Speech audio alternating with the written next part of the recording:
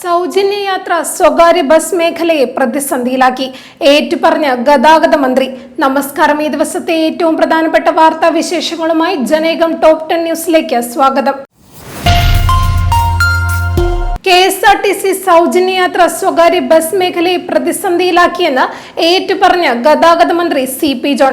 സ്വകാര്യ ബസ് ഉടമകളുടെ പ്രതിനിധികളുമായി സെക്രട്ടേറിയറ്റിൽ നടത്തിയ നിർണായക ചർച്ചയ്ക്ക് ശേഷമാണ് മന്ത്രിയുടെ ഈ തുറന്നു പറച്ചിൽ. സംസ്ഥാനത്തെ മുഴുവൻ റൂട്ടുകളെയും ഇത് ബാധിച്ചിട്ടില്ലെങ്കിലും KSRTCയും സ്വകാര്യ ബസ്സുകളും സമാന്തരമായി സർവീസ് നടത്തുന്ന ചില പ്രത്യേക റൂട്ടുകളിൽ കനത്ത സാമ്പത്തിക പ്രതിസന്ധി നിലനിൽക്കുന്നുണ്ടെന്ന് അദ്ദേഹം വ്യക്തമാക്കി. നിലവിലെ പ്രതിസന്ധികൾ വിശദമായി പഠിച്ച് പരിഹാരം നിർദ്ദേശിക്കുന്നതിനായി ഒരു 5 അംഗ വിദഗ്ധ സമിതിയെ നിയോഗിച്ചതായി മന്ത്രി അറിയിച്ചു.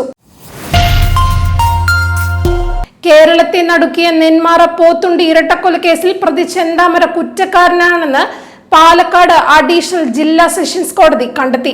3 കൊലപാതക കേസുകളിൽ പ്രതിയായ ഇയാളുടെ ശിക്ഷാവിധി പ്രഖ്യാപിക്കുന്നത് കോടതി ഈ മാസം 15-ലേക്ക് മാറ്റിവെച്ചു. കോടതിയിൽ കുറ്റപത്രം വായിച്ചു കേൾപ്പിക്കുന്നതിനിടയിൽ എന്തെങ്കിലും പറയാനുണ്ടോ എന്ന ജഡ്ജിയുടെ ചോദ്യത്തിന് എന്നെ തൂക്കിക്കൊല്ലാൻ വിധിച്ചോളൂ എന്നായിരുന്നു പ്രതിയുടെ മറുപടി. ഇറാന്റെ മുൻ പരമോന്നത നേതാവ് ആയത്തുള്ള അലി ഖമനയുടെ കൊലപാതകത്തിന് പ്രതികാരം ചെയ്യുമെന്ന് പ്രഖ്യാപിച്ച് ഇറാന്റെ പുതിയ പരമോന്നത നേതാവും മകനുമായ മുജ്തബ ഖമനയി.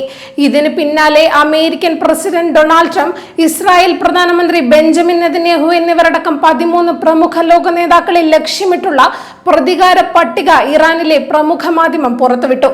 ടെഹ്റാൻ മുനിസിപ്പാലിറ്റിയുടെ ഉടമസ്ഥതയിലുള്ള ദിനപത്രമായ ഹംശഹരി തങ്ങളുടെ ഓൺലൈൻ പതിപ്പിലൂടെയാണ് ഈ വിവാദ ഇൻഫോഗ്രാഫിക് കാർഡ് പുറത്തുവിട്ടത്. അർജന്റീന ഇംഗ്ലണ്ട് പോരാട്ടത്തിന് 2026 ഫിഫ ലോകകപ്പ് സെമി ഫൈനൽ വേദിയാകുന്നു. 2002-ലെ ലോകകപ്പിന് ശേഷം നീണ്ട 24 വർഷങ്ങൾക്ക് ശേഷമാണ് ഇരു ടീമുകളും ഒരു ഔദ്യോഗിക മത്സരത്തിൽ വീണ്ടും നേർക്കുനേർ വരുന്നത്. വർഷങ്ങൾക്ക് ശേഷം വീണ്ടും കളത്തിലിറങ്ങുമ്പോൾ ഇരു ടീമുകളും പുതിയ ഊർജത്തിലാണ്. ലയണൽ മെസ്സിയുടെ ലോകകപ്പ് യാത്രയിൽ കിരീടം നിലനിർത്താൻ ലയണൽ സ്കലോണിയുടെ സംഘം പോരാടുമ്പോൾ തോമസ് തുഷലിന്റെ തന്ത്രങ്ങൾക്ക് കീഴിൽ ഹാരി കെയ്ൻ, ജൂഡ് ബെല്ലിംഗ്ഹാം എന്നീ താരങ്ങളുമായി 1966 ശേഷമുള്ള ആദ്യ ലോകകപ്പ് കിരീടമാണ് ഇംഗ്ലണ്ട് ലക്ഷ്യമിടുന്നത്. സ്ത്രീയുടെ കിടപ്പുമുറിയിലേക്കുള്ള പോലീസിന്റെ അനധികൃത കടന്നുകയറ്റം സ്വകാര്യതയുടെ ലംഘനമെന്ന് ബോംബെ ഹൈക്കോടതി. നിയമപരമായ നടപടിക്രമങ്ങൾ പാലിക്കാതെ സ്ത്രീയുടെ കിടപ്പുമുറിയിൽ ബലമായി അതിക്രമിച്ചു കയറുകയും മൊബൈൽ ഫോൺ പിടിച്ചെടുക്കുകയും ചെയ്ത പോലീസിന്റെ നടപടിക്കെതിരെ കടുത്ത വിമർശനവുമായി ബോംബെ ഹൈക്കോടതി. നാഗ്പൂർ സ്വദേശിയായ 26-കാരിക്ക് 10,000 രൂപ നഷ്ടപരിഹാരം നൽകാൻ മഹാരാഷ്ട്ര സർക്കാരിനോട് കോടതി ഉത്തരവിട്ടു. ജുറാസിക് പാർക്ക് സിനിമകളിലൂടെ ലോകമെമ്പാടും പ്രശസ്തനായ ന്യൂസിലൻഡ് നടൻ സാം നീൽ അന്തരിച്ചു. 78 വയസ്സായിരുന്നു. ഓസ്ട്രേലിയയിലെ സിഡ്നിയിൽ തിങ്കളാഴ്ചയായിരുന്നു അന്ത്യം. മരണവിവരം കുടുംബം സമൂഹ മാധ്യമങ്ങളിലൂടെ അറിയിക്കുകയായിരുന്നു. മരണകാരണം പുറത്തുവിട്ടിട്ടില്ല. 2023-ൽ അപൂർവ രക്താർബുദമായ ആൻജിയോ ഇമ്മ്യൂണോബ്ലാസ്റ്റിക് T-സെൽ ലിംഫോമ ബാധിച്ചതായി സാം നീൽ വെളിപ്പെടുത്തിയിരുന്നു. ആഗോള ഭൂപടത്തിൽ ഖത്തറിനെ വൻ ശക്തിയായി അടയാളപ്പെടുത്തിയ മുൻ അമീറും പിതൃ അമീറുമായ ഷെയ്ഖ് അഹമ്മദ് ബിൻ ഖലീഫ അൽത്താനിയുടെ ഭൗതിക ശരീരം പൂർണ്ണ ഔദ്യോഗിക ബഹുമതികളോടെ ഖബറടക്കി. ലുസൈൽ ശ്മശാനത്തിലാണ് പ്രിയ നേതാവിന് ഖത്തർ ജനത വിട ചൊല്ലിയത്. 74-ാം വയസ്സിലായിരുന്നു അദ്ദേഹത്തിന്റെ അന്ത്യം. 2030-ൽ നടക്കാനിരിക്കുന്ന ഫിഫ വേൾഡ് കപ്പ് മത്സരങ്ങൾ വിപുലീകരിക്കുമെന്ന് ഫിഫ പ്രസിഡന്റ് ജിയാനി ഇൻഫാന്റിനോ.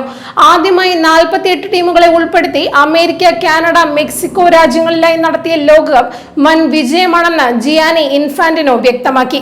2030-ലെ 100-ാം വാർഷിക പതിപ്പിൽ ടീമുകളുടെ എണ്ണം 64-ആയി ഉയർത്തുന്ന കാര്യം സജീവമായി ആലോചിക്കുന്നുണ്ടെന്ന് അദ്ദേഹം പറഞ്ഞു. സംസ്ഥാനത്ത് ഇന്ന് വൈകുന്നേരം 7 മണിക്ക് ശേഷം ഭാഗികമായി വൈദ്യുത നിയന്ത്രണം ഏർപ്പെടുത്തിയേക്കുമെന്ന് KSEB അറിയിച്ചു. എൽനിനോ പ്രതിഭാസത്തെ തുടർന്നുണ്ടായ മഴക്കുറവും ഉയർന്ന അന്തരീക്ഷ താപനിലയും മൂലം വൈദ്യുതി ഉപയോഗം മുൻകാലങ്ങളെ അപേക്ഷിച്ച് കുത്തനെ ഉയർന്ന സാഹചര്യത്തിലാണ് ഈ നടപടിയെന്ന് KSEB അറിയിച്ചു. തിരുവനന്തപുരം കോർപ്പറേഷനിലെ BJP കൗൺസിലർ ആർ സുഗതനെ വിയ്യൂർ മധ്യമേഖല സെൻട്രൽ ജയിലിൽ വെച്ച് സത്യപ്രതിജ്ഞ ചെയ്യാൻ ഹൈക്കോടതി അനുമതി നൽകി. ചൊവ്വാഴ്ച രാവിലെ 11 മണിക്ക് ജയിലിൽ വെച്ചാണ് സത്യപ്രതിജ്ഞ ചടങ്ങ് നടക്കുക. ചടങ്ങിലേക്ക് അക്രഡിറ്റഡ് മാധ്യമ പ്രവർത്തകർക്കും പ്രവേശനം നൽകണമെന്ന് കോടതി നിർദ്ദേശിച്ചിട്ടുണ്ട്. സുഗതന് വിയ്യൂർ ജയിലിൽ തന്നെ സത്യപ്രതിജ്ഞ ചെയ്യാമെന്ന് ആഭ്യന്തര വകുപ്പ് കോടതിയെ അറിയിച്ചിരുന്നു. ജനേകം ടോപ്പ് 10 ന്യൂസിലൂടെ വീണ്ടും കാണാം. കൂടുതൽ വാർത്തകൾക്കും വിശേഷങ്ങൾക്കുമായി ജനേകം വെബ്സൈറ്റ്, യൂട്യൂബ് ചാനലുകൾ സന്ദർശിക്കുക.